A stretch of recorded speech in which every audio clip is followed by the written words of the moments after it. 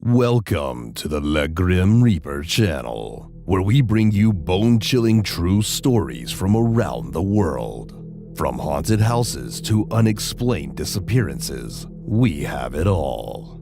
So, turn off the lights, grab a blanket, and get ready for a scare.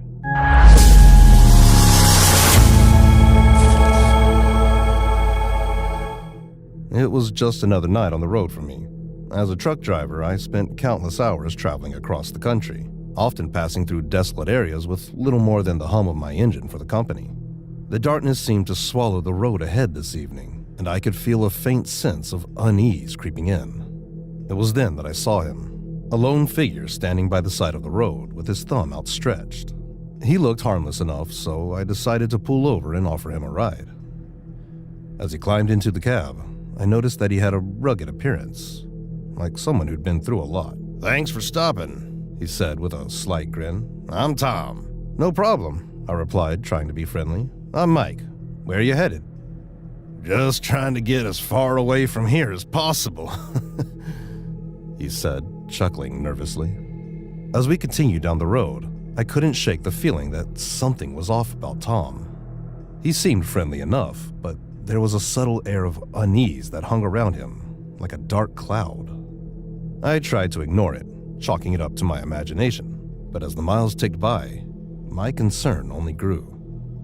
Suddenly, Tom started asking me personal questions, like if I had a family and where I lived. I tried to keep my answers vague, not wanting to reveal too much information. Something about his prying felt invasive and unsettling. It wasn't long before Tom's demeanor changed even more. He grew fidgety, and his eyes kept darting to a worn-out duffel bag he had placed on the floor between his feet. I couldn't help but wonder what was inside that had him so on edge. As the darkness outside deepened, Tom's behavior grew increasingly strange. He began asking me even more personal questions, making me feel as if he was trying to pry into my life. But what really unnerved me was when he started making unsettling comments about my family, as if he knew something about them that I didn't. "Your kids are so precious, aren't they?" he said, his voice low and menacing. "It's a shame that anything could happen to them." I clenched the steering wheel tightly, my knuckles turning white.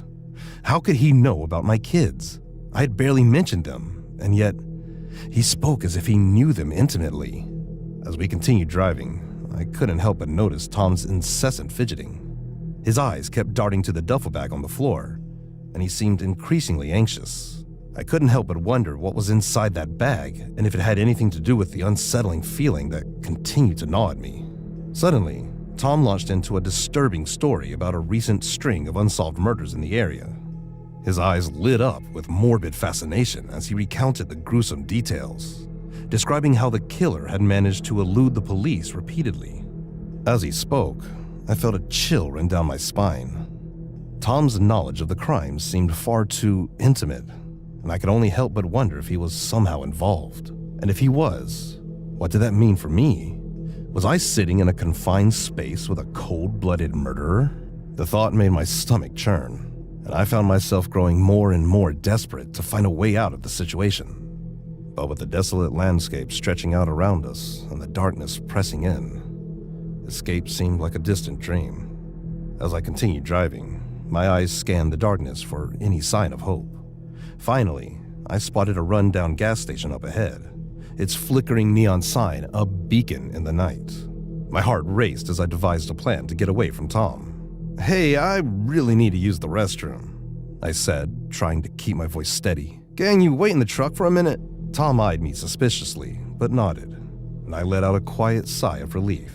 I pulled into the gas station, the truck's tires crunching on the gravel as I parked. I hurried into the dimly lit gas station, my eyes adjusting to the gloom. Behind the counter, a grizzled older man with a scruffy beard regarded me warily. I approached him quickly, my voice barely above a whisper.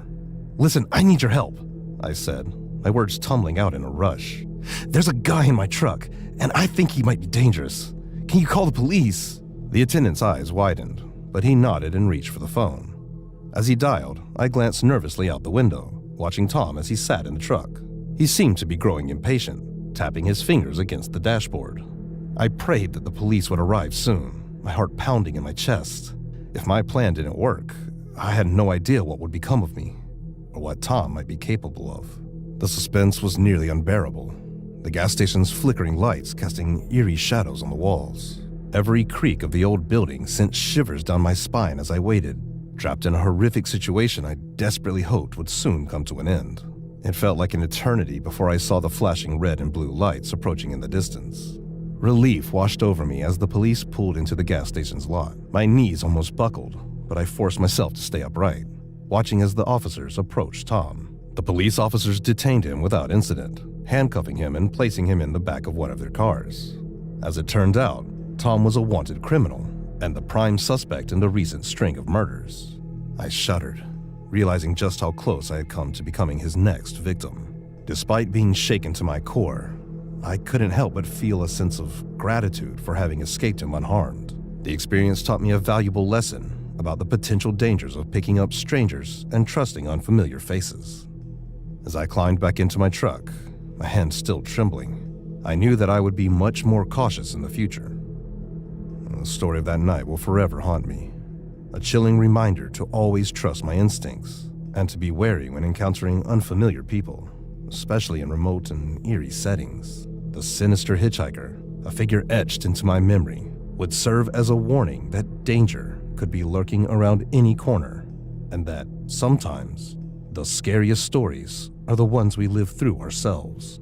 We hope you enjoyed our spine-tingling stories. Don't forget to like, comment, and subscribe to the Grim Reaper channel to stay updated on our latest uploads. Until next time, sweet dreams, if you can sleep at all.